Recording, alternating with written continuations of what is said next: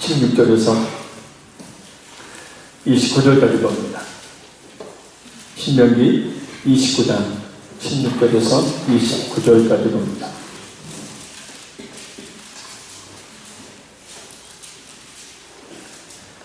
우리 같이 읽겠습니다. 우리가 애굽 땅에서 살았던 것과 너희가 여러 나라를 통과한 것을 너희가 알며 너희가 또 그들 중에 있는 가증한 것과 목석과 은금의 우상을 보았느니라. 너희 중에 남자나 여자나 가족이나 집하나 오늘 그 마음이 우리 하나님 여호와를 떠나서 그 모든 민족의 신들에게 가서 섬길까 염려하며 독초와 쑥의 뿌리가 너희 중에 생겨서 이 저주의 말을 듣고도 신중에 스스로 목을 빌어 이르기를 내가 내 마음이 완악하여 젖은 것과 마른 것이 멸명할지라도 내게는 평안이 있으리라 할까 합니다. 여호와는 이런 자를 사하지 아니하실 뿐 아니라 그 위에 여호와의 분노와 질투의 불을 두으시며 또 이 책 기록된 모든 저주를 그에게 더하실 것이라. 여호와께서 그의 이름을 천하에서 지워버리시되 여호와께서 곧 이스라엘 모든 지파 중에서 그를 구별하시고 이 율법책에 기록된 모든 언약의 저주대로 그에게 화를 더하시리라. 너희 위에 일어나는 너희의 자손과 멀리서 오는 백이 그 땅의 재앙과 여호와께서 그 땅에 유행시키시는 질병을 보며 그 온 땅이 요함이 되며 소금이 되며 또 불에 타서 심지도 못하며 결실함도 없으며 거기에는 아무 풀도 나지 아니하니 옛적에 여호와께서 진노와 격분으로 멸하신 소돔과 고모라와 아도마와 스보임의 무너짐과 같음을 보고 물을 것이요 여러 나라 사람들도 묻기를 여호와께서 어찌하여 이 땅에 이같이 행하시느냐 이같이 크고 맹렬하게 도하심은 무슨 뜻이냐 하면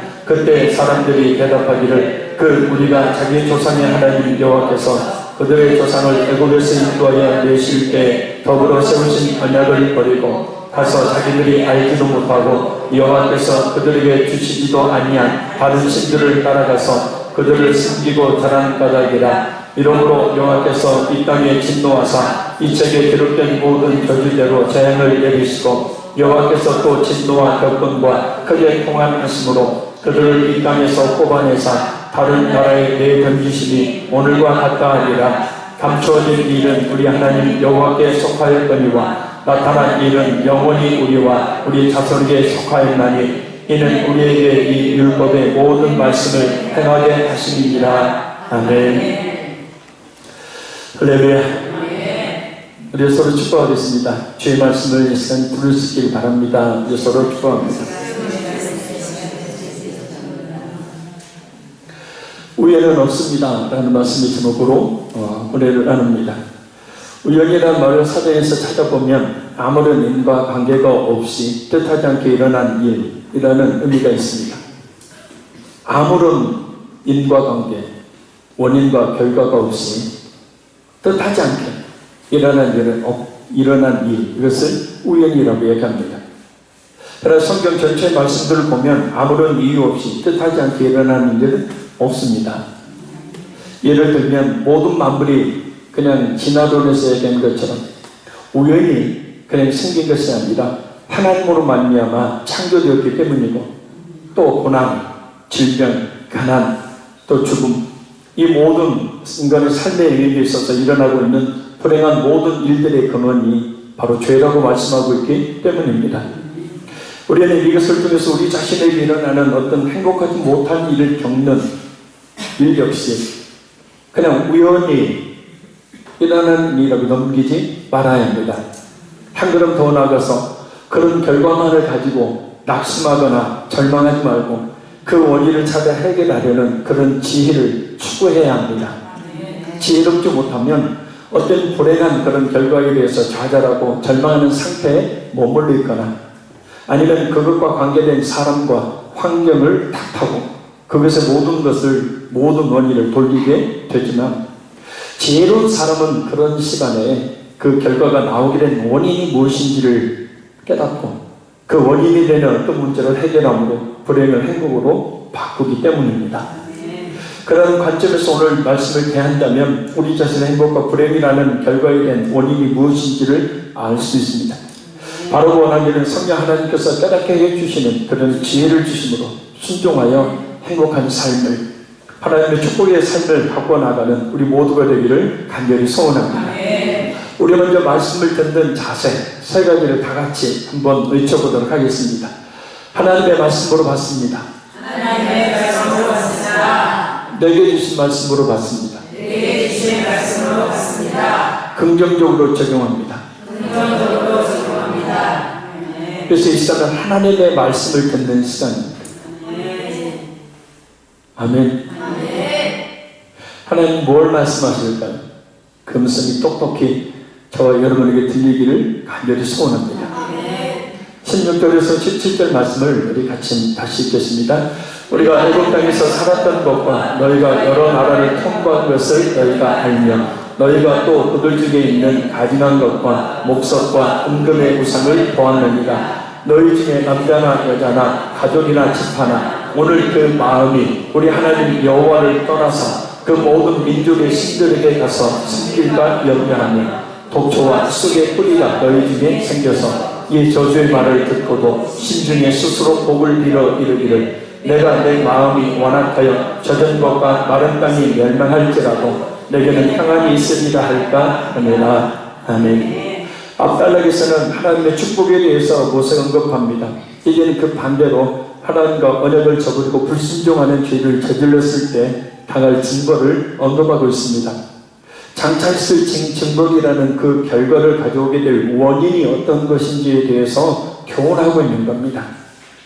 모세는 장차 젖과 꿀이 흐르는 가나안 땅에 들어갈 출애굽 제2세대는 물론이거니와 미래 후손들에게까지 곧 오늘 우리까지 이 말씀이 확대 적용되어야 하는 이유를 설명하고 있습니다.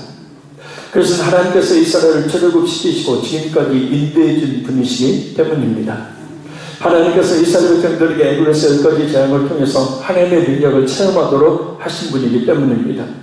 지금 서 있는 모압 땅, 그 평지에 이르기까지 하나님께서 여러 민족들과 전쟁에서 승리하게 하셨고 광야 생활을 하는 동안에 만나와 메추라기를 먹이시며 옷과 신발이 40년 동안이나 헤어지지 않도록 지키고 보호하셨기 때문입니다. 또 애굽에서뿐만 아니라 여러 민족들의 땅을 통과하면서 보았던 그 하찮은 목석과 은금의 우상들에 비해서 하나님이 어떤 분인지를 똑똑히 체험하도록 이끄셨기 때문입니다. 그럼에도 불구하고 모세가 염려하는 것은 이스라엘 백성들이 바로 그런 하찮은 우상들이 헛된 것임을 깨달았음에도 불구하고 그 우상에 미혹되어서 그것들을 섬기는 것입니다. 그래서 염려하다라는 말은 강한 금기나 충고를 나타내기도 하는 단어입니다. 그래서 이것은 엄한 경고를 하고 있는 것을 알 수 있습니다. 당신이 걱정된다라는 뜻이 아니라 그렇게 해서는 안 된다라고 강하게 경고하고 있는 겁니다. 이런 경고를 미리 듣고도 우상을 섬긴다면 독초와 쑥의 뿌리가 생길 것이라고 말씀합니다. 이것은 우상 숭배의 대가로, 불순종의 대가로 쓰레쓴 그 결과를 맛보게 될 것을 경고하고 있는 말씀입니다. 우상 숭배가 이스라엘 전체를 멸망하게 하는 원인이 될 것임을 경고하고 있는 거예요. 문제는 이런 경고에도 불구하고 19절의 모세의 진단처럼 깨닫지를 못한다는 겁니다. 이 저주의 말을 듣고도 심중에 스스로 복을 빌어 이르기를 내가 내 마음이 완악하여 젖은 것과 마른 것이 멸망할지라도 내게는 평안이 있으리라 할까 합니다. 여기서 젖은 것과 마른 것 여러 개를 겨누고 있습니다. 이 세상의 모든 것을 가리킨다. 특별히 젖은 것과 마른 것, 이 원어를 보면 이 마른 것이 이 젖은 것을 멸망한다, 멸망시킨다. 일반적으로 이 반대인데 그 반대의 얘기를 하고 있습니다. 그러니까 이 세상에 얼토당토하는 그런 일이 벌어진지 할지라도 자신은 멸망하지 않는다 라는 그런 의미예요. 그래서 이 세상의 모든 것이 다 하나님의 징벌로 인해서 멸망을 당해도 자신에게는 아무 일도 일어나지 않을 것이라고 스스로 자기 자신을 위로하는 것을 이야기합니다. 자, 절 보십시오. 성경 보지 마시고. 이건 아마 죽을 때까지 해야 될 것 같으니까 주님 부르실 때까지.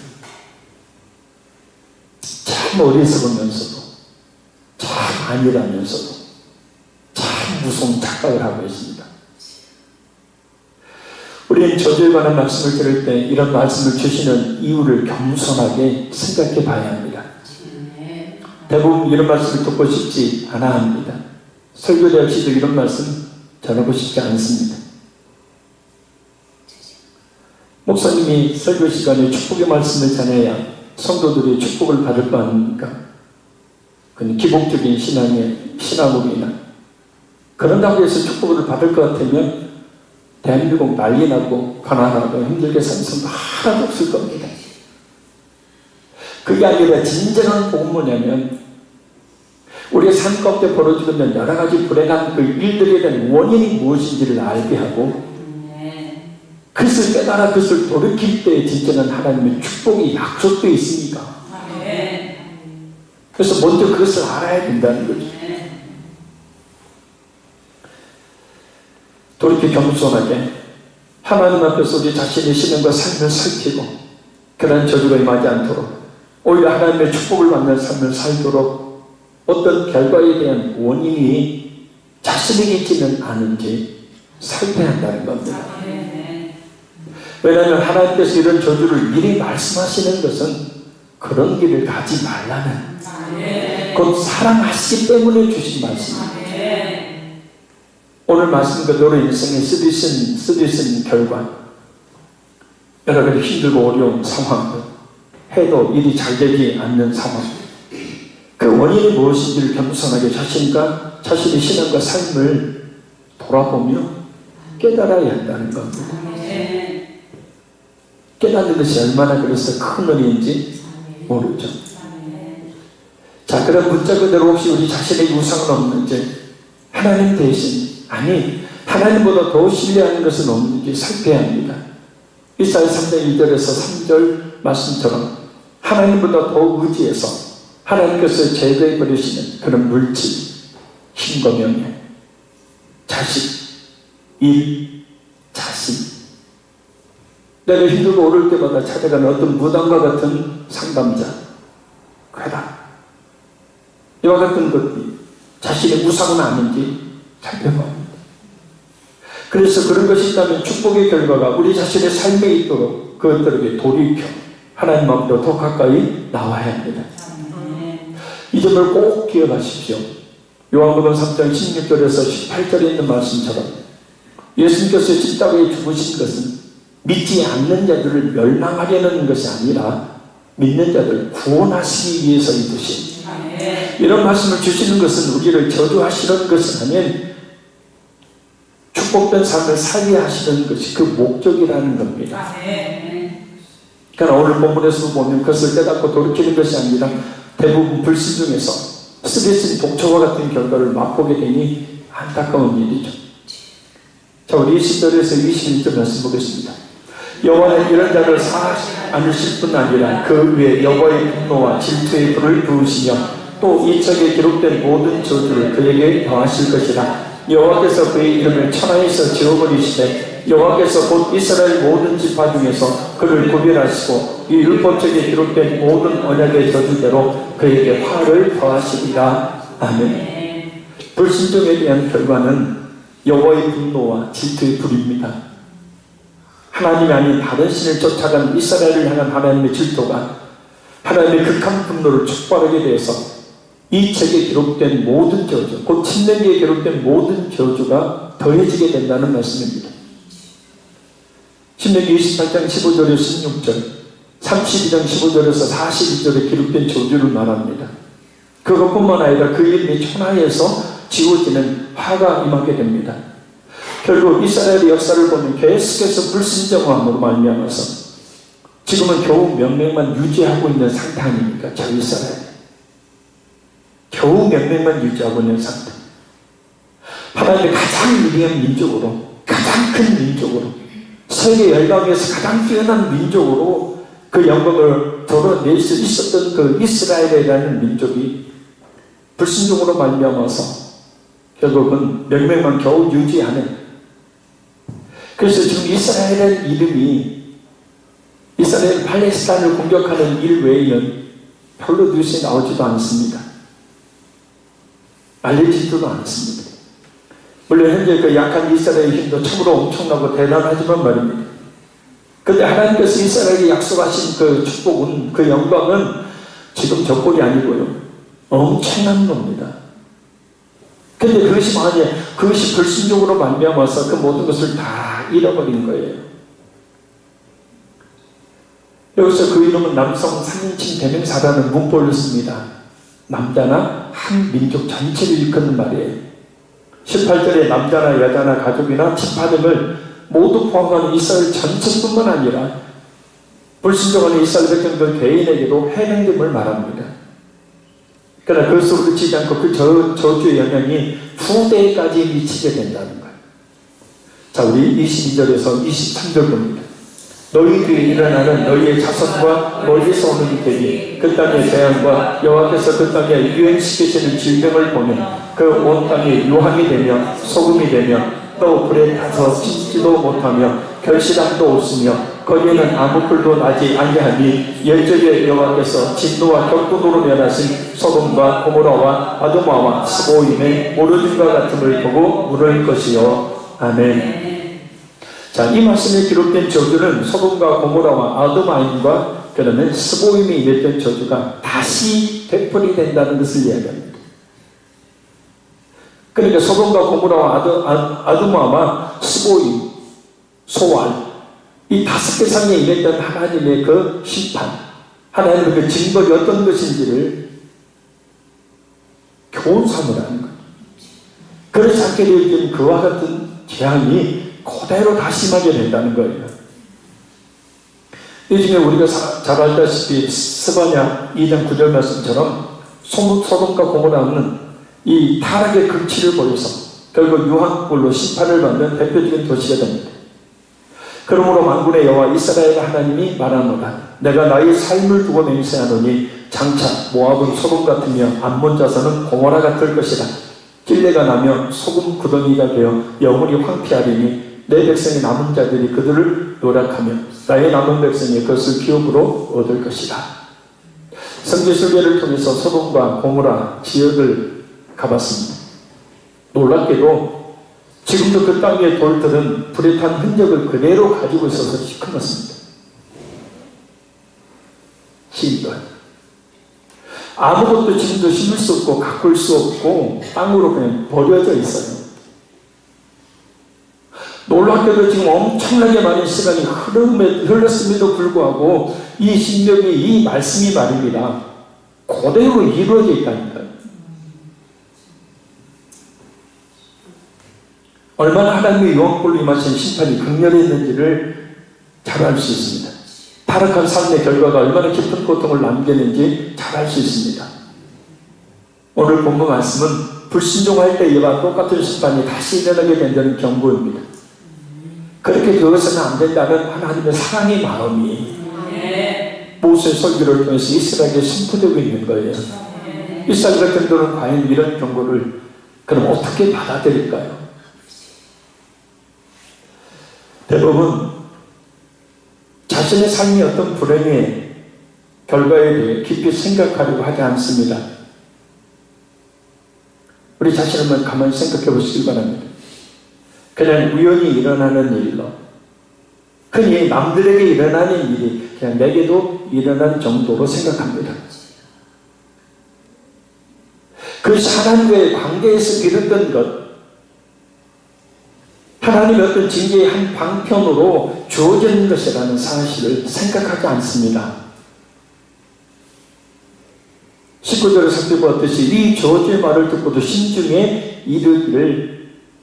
스스로 복을 빌어 이르기를 내가 내 마음이 완악하여 젖은 것과 마른 것이 멸망할지라도 내게는 평안이 있으리라고 생각하는 겁니다. 그러나 우리가 하나님의 말씀대로 살기를 힘쓴다면 분명히 축복된 삶을 살아야 합니다. 할렐루야. 그러니 혹시 그렇지 않은 불행한 일이 있다면 겸손하게 하나님 앞에 나와야 합니다. 깊은 기도의 무릎을 꿇고 자신의 불순종의 원인이 무엇인지를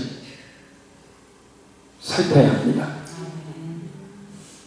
하나님과 관계의 문제가 뭔지를 살펴야 합니다. 우연이란 없는데 자신의 삶의 결과라는 것은 결국 하나님의 섭리, 하나님의 역사하심 안에 이루어지는 일인데, 그러니 그냥 우연히 일어나는 일이야. 그냥 재수가 없어서 그랬어. 다른 사람들도 다 그러는데 나한테 그런 일이 일어나는 건 뭐 그까짓 거야.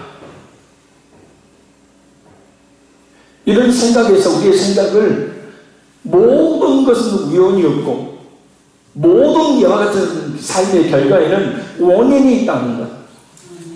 그 원인은 곧 하나님과의 관계에 있고 그 하나님과의 관계의 문제가 무엇인지를 깊이 깨닫고 그 관계를 회복할 때에 조차는 여러 가지 일에 대한 해결 방법을 찾을 수가 있고, 그래서 하나님께 모든 것이 있기 때문에 하나님께 나와야 그 답을 얻을 수 있다는 거예요. 그러나 그것을 하나님과 자신의 신앙의 결과라는 사실을 깨달아 알지 못하면 불행한 삶의 결과에 대해서 도대체 내가 잘못한 것이 뭐가 있다고 그러느냐고 심중에 거부가 일어납니다. 그러나 그것은 19절 이 저주의 말을 듣고도 심중에 스스로 복을 빌어 이르기를 내가 내 마음이 완악하여 젖은 것과 마른 것이 멸망할지라도 내게는 평안이 있으리라, 그렇게 생각하는 것과 같습니다. 그냥 우연히 일어나는 일이지 하나님과 상관없다는 얘기입니다. 그런 멸망은 다른 사람에게 일어나는 일이고 나와는 상관없다. 그러니까 하나님과 관계 속에서 일어난 일이 아니고 그냥 세상의 이치. 경제가 어려우니까 나도 어려운 거야. 아닙니다. 성경은 경제가 어려우면 어려울수록 믿는 성도가 확실한 주님과의 관계를 회복하는 바른 신앙생활을 하게 될 때 더 풍성한 복을 주신다고 약속합니다. 그래야 하나님의 영광이 드러나요. 하나님은 저주하기를 기뻐하시며 성도가 그렇게 쓰디쓴 쑥과 같은 인생을 사는 것을 쌍통이다 하고 그렇게 여기시는 분이 아닙니다. 성도가 지혜로워서 성도 자신의 자초한 결과에 대한 원인이 무엇인지를 깨닫기를 원하십니다. 그 문제 가운데는 하나님의 뜻을 분별하기를 원하십니다. 그런 삶을 벗어나기를 원하십니다. 그래서 쓰디쓴 독자와 같은 삶을 살고 있다면 그 원인이 무엇인지를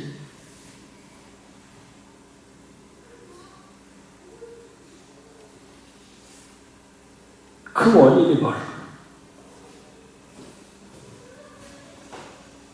그래서 그것을 깨달고 그런 불행한 삶 속에서 벗어나야 한다. 그 쓰디쓴 삶의 결과가 우리 사랑하는 우리 자녀들에게까지 미치지 않도록 불순종하는 것이 있다면 돌이켜야 합니다. 부모 세대의 불순종으로 말미암아서 그 자녀들까지도 그와 똑같은 재앙 속에서 자녀들이 부모들에게 묻고 있는 겁니다. 도대체 왜 이런 상황이 발생한 겁니까? 그리고 하나님 더 가까이 나와 말씀을 듣고 깨달아야 합니다. 더 많이 깊은 기도의 무릎을 꿇어야 합니다. 그런 그 쓰디쓴 속의 뿌리와 같은 삶의 결과가 자신은 물론 후손들에게까지 미치지 않고 적각들이 흐르는 축복을 받게 되는 것.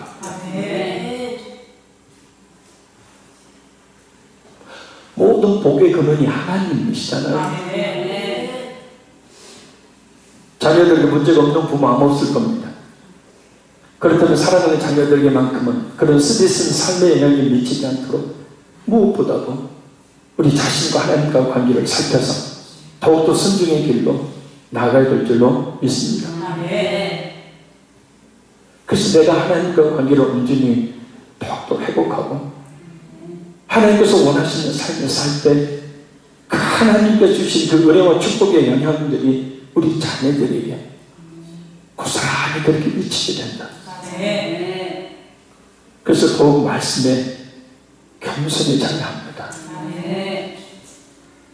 더욱 기도의 물을 깊이 끓어야 합니다. 우리 자녀들에게만큼은 하나님의 축복의 영향을 듬뿍 미치도록 해야 하지 않겠습니까? 자, 우리 24절에서 28절까지 우리 같이 있습니다. 여러 나라 사람들도 묻기를 여호와께서 어찌하여 이 땅에 이같이 행하셨느냐 이같이 크고 맹렬하게 노하심은 무슨 뜻이냐 하면 그때 사람들이 대답하기를 그 무리가 자기 조상의 하나님 여호와께서 그들의 조상을 애굽에서 인도하여 내실 때 더불어 세우신 언약을 버리고 가서 자기들이 알지도 못하고 여호와께서 그들에게 주시지도 아니한 다른 신들을 따라가서 그들을 섬기고 전한 까닭이라. 이러므로 여호와께서 이 땅에 진노하사 이 책에 기록된 모든 전지도로 재앙을 내리시고 여호와께서 또 진노와 격분과 크게 통한하심으로 그들을 이 땅에서 뽑아내사 다른 나라에 내던지심이 오늘과 같다 하리라. 아멘. 감사한 것은 구약의 이스라엘 백성들처럼 오늘 신약의 우리 성도들은 이렇게 하나님의 직접적인 어떤 그런 진짜 단도직입적인 그런 재앙을 별로 받지 않는다는 겁니다. 예수님의 십자가에 죽으심에 그 은혜와 공로가 그럼에도 불구하고 우리에게 완충작용을 해주고 계시기 때문에 이스라엘을 불신적으로 말미암았으면 이막에는 엄청난 재앙을 보고 이방인들이 질문을 합니다. 무엇 때문에 하나님께서 이 땅에 그렇게 행하셨는가? 이렇게 크게 진노하심이 무엇 때문인가? 사실 이 질문 논란의 의미보다도 조롱과 비방의 의미가 더 강한 말입니다. 대답이 뭡니까? 이스라엘이 하나님과 맺은 언약을 떠났기 때문이다. 그들이 다른 신들을 따라가 섬겼기 때문이다. 그래서 하나님께서 그들의 땅에서 화와 노와 큰 진노로 그들을 뽑으셔서 이날처럼 다른 땅으로 던지신 것이다. 열방의 제사장 나라인 이스라엘의 조롱거리가 되고 말았습니다.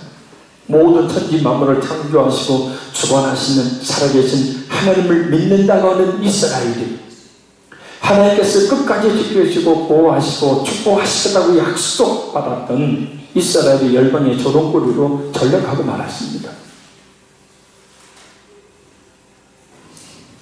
너 하나님 믿는다면서 맨날 하는 일마다 되는 일이 없냐?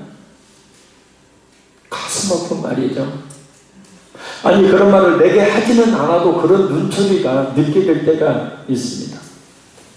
너 예수 믿는다면서 야 예수 믿으면 잘 돼야 되지 않냐? 듣기 싫어. 들어서는 안 돼. 듣고 싶지 않은 말입니다.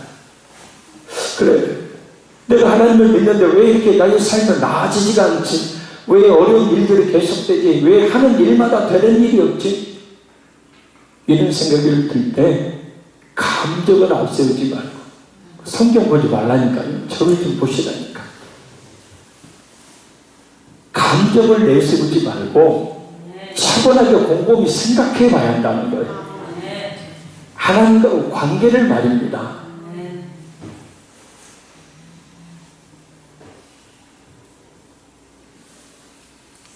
황금 생활에 문제가 있는가? 내가 충성과 봉사를 제대로 하지 않았으니까. 이런 것은 부수적인 생각입니다. 하나로 결론을 지을 수 있다고 봐요. 지금보다 더 말씀을 사모하여 깨닫는 겁니다. 하나님을 신뢰하고 의지하는 가장 확실한 행동이 되는 기도의 무릎을 지금보다 더 꿇는 겁니다. 지속적으로 말입니다. 할렐루야. 아까 마음이 떠나서 그랬어요. 이스라엘 백성들이 하나님께서 마음이 떠나서 우상을 숭배합니다. 그러니까 하나님에 의해서 마음이 떠나게 되어지면 그때부터는 하나님 원치 않은 길을 가게 되는 거잖아요.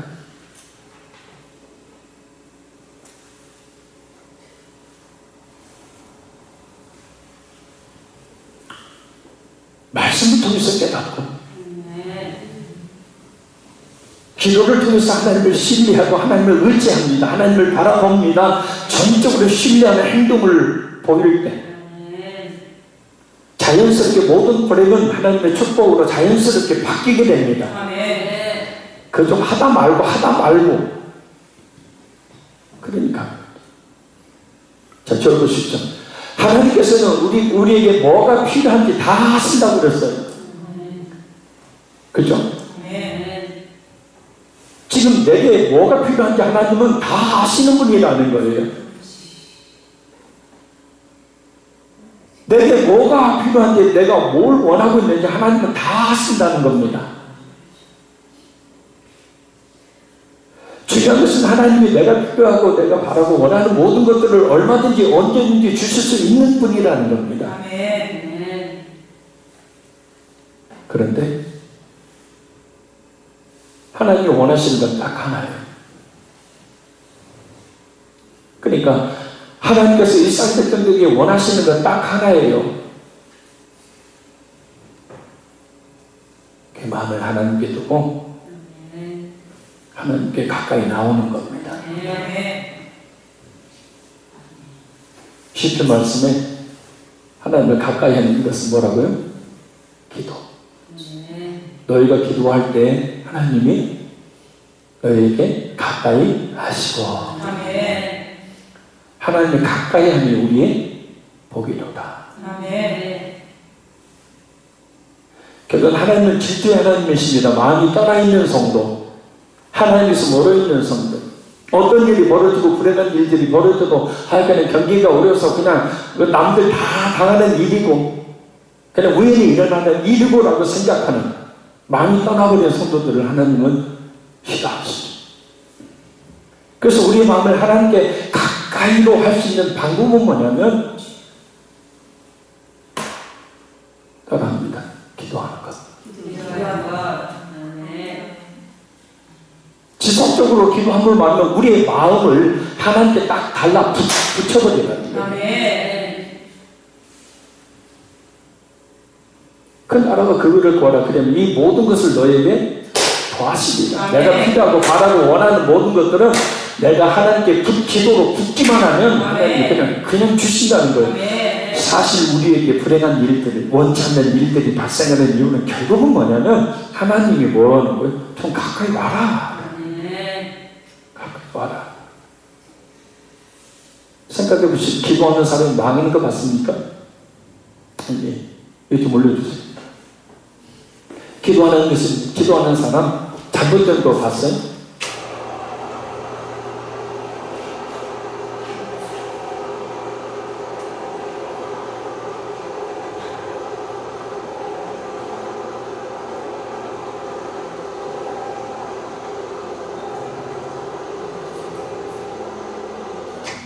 진짜 우리 한국교회가 회복해야 될 거예요. 우리 한국교회 성도들은 기도 많이 하시지만 더더욱더 회복해야 될 거예요. 이 사진 한 장이, 이 그림 하나가 우리에게 모든 것을 다 보여주고 우리가 어떻게 해야 되는지를, 하나님의 관계가 하나님과 관계를 어떻게 회복해야 되는지를 이 그림 하나가 다 보여준다고 합니다.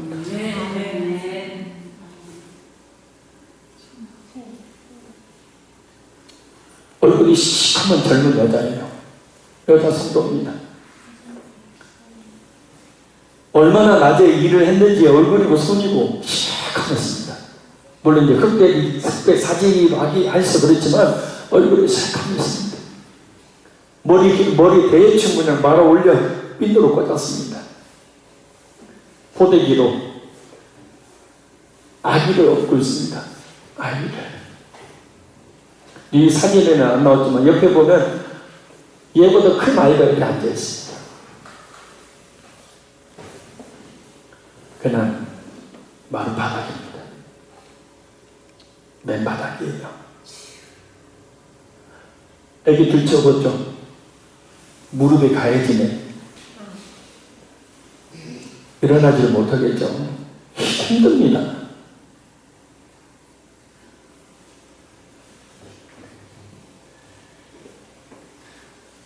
뭘 기도하는지, 뭘 그렇게 바라고 원하는지는 모르지만 이 성도의 이 표정을 보면 한 가지는 확실히 알 수 있습니다. 하나님을 전적으로 의지한다는 것. 근데 요즘 우리 젊은 기독교인들 어때요? 애기 재워야 돼요. 애기 지금 자서 예배를 못 나와요.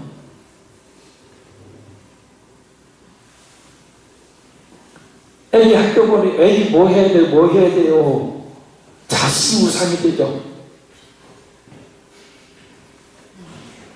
근데 여러분 세대는 그랬잖아요.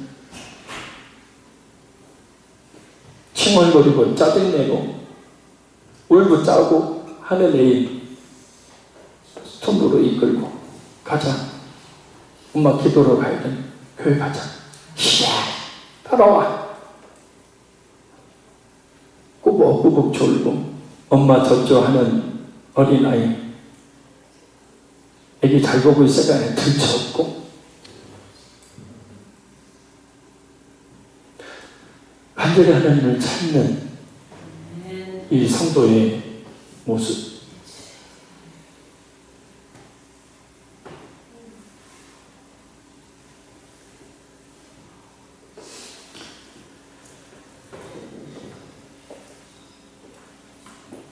우리가 너무나 많은 것을 포기하고 양보하고 잃어버렸다고 생각 안 하십니까? 여러분들 나름대로 열심히 기도하시는 분들은 합니다만은, 그러나 이런 하나님을 향한 열정, 하나님만 의지하고 하나님을 신뢰하는 이와 같은 뜨거운 그런 모습들을 우리가 너무나 많이 잃어버리고 우리의 마음이 하나님께 너무나 멀어져 있지는 않은지,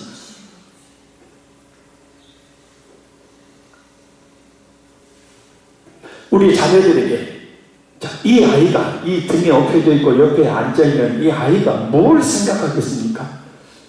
이 한 가지 이 장면은, 이 엄마의 이 한 가지 이 장면은 이 아이들에게 모든 것을 이야기해 주죠. 뭐 해야 된다고요? 그래, 하나님께 기도해야 된다. 하나님께 나와야 된다. 지금 딴쪽을 부르고 있는지 졸고 있는지 뭐하고 있는지 엄마 등에서 뭐 하고 있는 것 같아요. 그냥 엄마는 기도하고 자연스럽게 하나님을 신뢰하고 의지하더니 엄마의 이 신앙이 이 아이에게 그대로 전해지는 거죠. 이게 축복 아니니까 자녀들에게 물려줘야 될 유산 아닙니까? 우리 자녀들에게까지 하나님의 놀라운 축복의 영향이 미칠 수 있도록 불신자들 이런저런 소리를 불식시키는 하나님의 축복을 받을 수 있도록 무엇보다도 우리가 하나님께 더 가까이 나아감이 필요하다. 신앙은 편해서는 안 됩니다.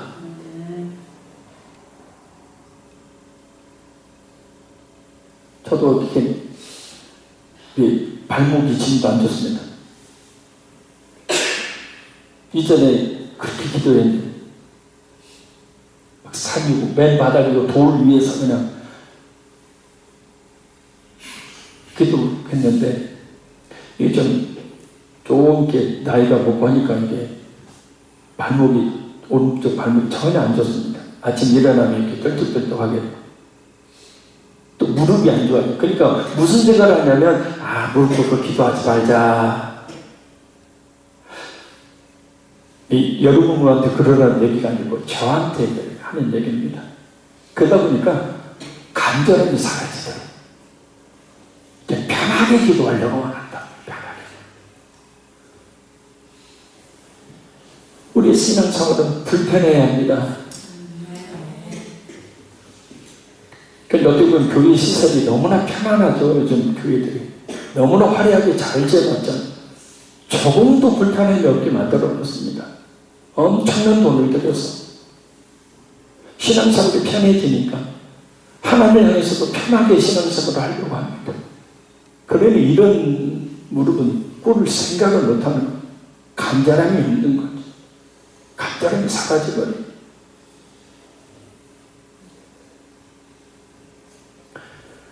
이 밤에 바라고 원하기는 저를 비롯해서 우리 모두가 우리 마음이 하나님께 멀어지지 않도록 하나님께 더 가까이 달라붙을 수 있도록 그렇게만 된다면 하나님께서는 우리를 통하여 하나님께 딱 달라붙어 있는 나를 통하여 그 영광을 드러내시고 나에게 축복을 내려주시고 찾아서서 이어지는 하나님의 축복을 내려주실 줄로 믿습니다. 불신자의 이런저런 소리를 불식시킬 수 있는 하나님의 은혜와 축복을 내려주실 줄로 믿습니다. 그러니 하나님께 가까이 하셔서 복을 주시는 통로가 되는 기도의 무릎을 더욱더 꿇는 것이 우리에게 주어진 일인 줄로 믿습니다.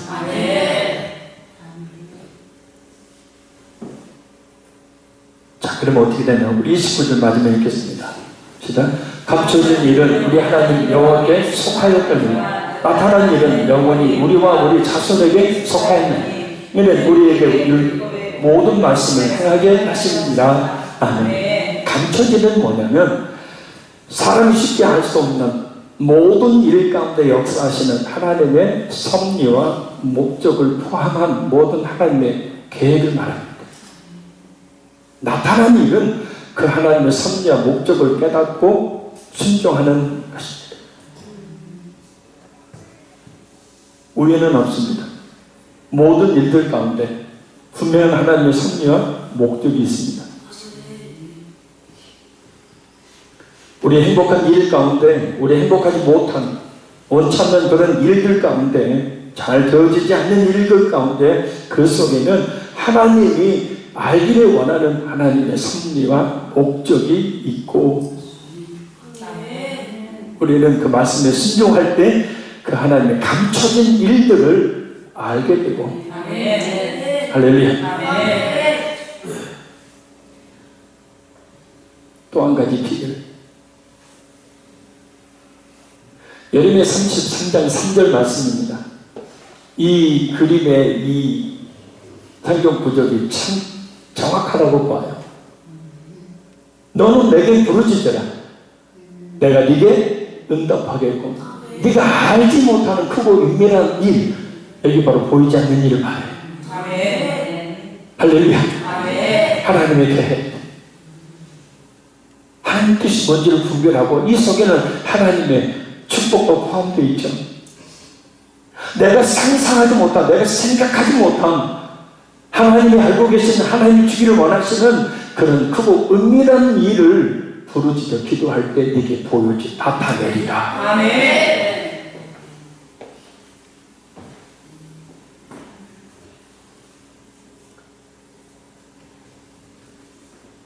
결론적으로 말씀드립니다.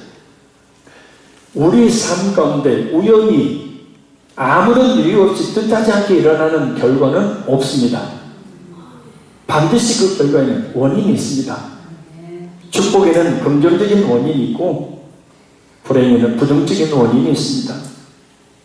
그런데 대부분은 예수를 믿는다고 해도 자신의 삶의 어떤 불행한 결과에 대해서 깊이 생각하려고 하지 않습니다. 그냥 우연히 일어나는 일로, 흔히 남들에게도 일어나는 일이 내게도 일어났다 정도로만 생각합니다. 그 모든 것이 하나님의 섭리 가운데 일어나고 있다는 사실은 별로 생각하지 않습니다.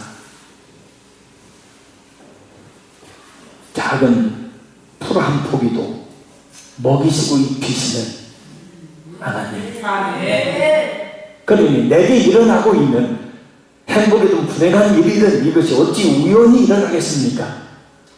그러니 원치 않는 그런 어떤 결과가 나의 삶 가운데 나타났을 때 거기에는 분명한 하나님의 섭리의 목적이 있다는 거예요.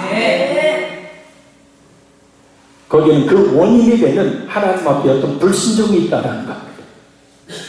그것을 깨닫고 돌이킬 때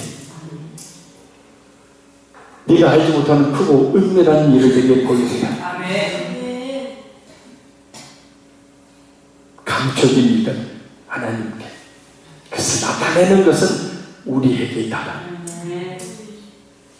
원인이 없는 결과는 없다는 것을 오늘 본문이, 아니 성경 전체가 말씀하고 있는 겁니다. 쑥의 뿌리와 같이 스며든 삶이 있다면 해도 안 돼도 원치 않는 그런 좋지 않는 일만 벌어진다면 그 원인이 무엇인지를 깨달아 돌이켜야죠.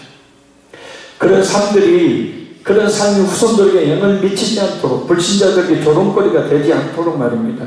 그 원인이 혹시 순종하라고 감동을 주시고 있는 것에 대해서 불순종하고 있는 것은 아닙니까? 아니면 하나님보다 더 의지하는 물질, 힘, 일, 자녀, 자신, 어떤 무덤과 같은 상담자, 쾌락되는 아닙니까? 하나님의 감춰진 크고 비밀한 일들은 우리의 순종 여기에 따라 나타난다고 합니다. 그러니 우리는 말씀에 순종할 뿐만 아니라 하나님만을 전적으로 내가 신뢰하고 의지한다는 것을 가장 확실하게 하나님 앞에 보여주는 신앙의 행위가 되는 기도, 그 기도의 무릎을 지속적으로 꿇어야 합니다. 그래서 하나님께 우리의 마음이 멀어져 있던 우리의 마음이 하나님께 가까이 갈 때 하나님은 그 영광을 드러내실 줄로 믿습니다. 그래서 기도하는 것이 하나님의 영광을 드러내는 비결이고, 기도하는 것이 성공하는 비결이고, 기도하는 것이 돈을 버는 비결이고, 기도하는 것이 하나님의 감춰진 이 모든 것들을 우리에게 나타나게 하는 유일한 기도입니다. 그래서 우리 다 같이 아주 간절히 기도하기를 합니다. 하나님, 모든 일의 우연이란 결코 없음을 믿습니다. 축복에는 긍정적인 원인이, 불행에는 부정적인 원인이 있음을 깨닫습니다. 그러니 저의 혹시 있는 쑥의 뿌리와 같이 쓰디쓴 삶의 원인이 무엇인지 깨닫게 해 주시옵소서. 그것이 우리 후손들에게는 미치지 않도록, 불신자들에게 조롱거리가 되지 않도록 그 원인을 깨달아 돌이키게 해 주시옵소서. 주님, 제게 이 시간 원하는 것이 무엇입니까? 이 시간 하나님을 전적으로 의지하여 기도하오니 하나님의 그 감춰진 일을 제게 나타내 보여 주시옵소서. 우리 주여 서번 통수로 간절히 기도하겠습니다. 주여